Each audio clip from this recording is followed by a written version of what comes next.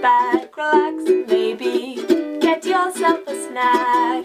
Me and you gonna have a little chat about books.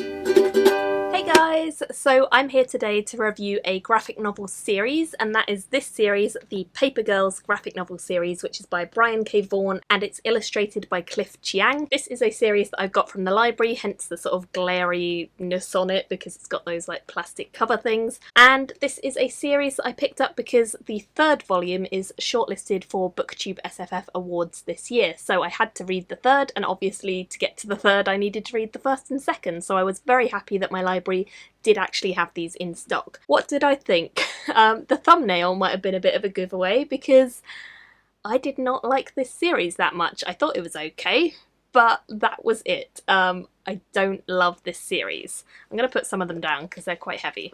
So the first volume is this one, and I read this volume and I'd actually already previously read issue 1 and 2 from this because I picked them up in single issues way back when they first came out, thinking, oh, it's a new Brian K. Vaughan series, I really like his stuff that he does with Saga, I'll pick it up, I'll try it. And unfortunately, the colour tones and the story just really didn't draw me in when I first picked up the series. So I decided I wasn't going to buy the books, and I decided it wasn't going to be a series for me and I was going to put it down. So obviously going back to reading the first volume, I was kind of aware what it was going to be like. I kind of knew going into it what it was going to be. And I do think that on second reading it made a bit more sense when I had all of the first 5 issues in here. However, I still didn't like it. The artwork is quite similar to what you see on the front. It's very much bold, very blue in tone, lots of blue, and I don't like the artwork, and I find it really hard to get behind artwork that's not that detailed, and this just isn't. It's quite bold, it's quite clunky, and it doesn't work for me very well. So the artwork was an issue for me. However, with that being said, sometimes the story is good enough to pull me through, and this also failed a bit on this one because it didn't. I really like interesting stories that kind of bring something new or something different, and I feel like this story does have echoes of that, but it never gets there.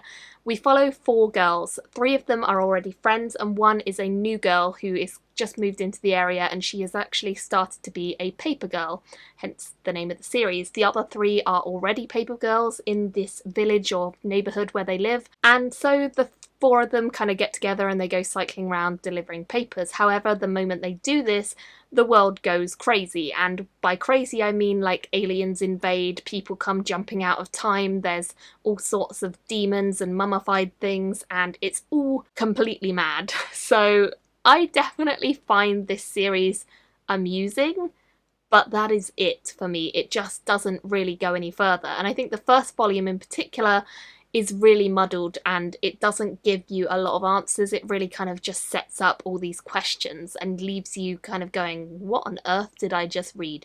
So I gave the first one a 2 stars. It was okay, but it wasn't great, and I didn't really think I'd have continued on with the series had I not already had to read the third. So I then moved on to the second volume, which is this one, and again the colour palette and the art style is exactly the same throughout this one. I think this one I liked a little tiny bit more in that it did give you a few more answers than the first volume, and you kind of get a little bit of resolution on some of the questions.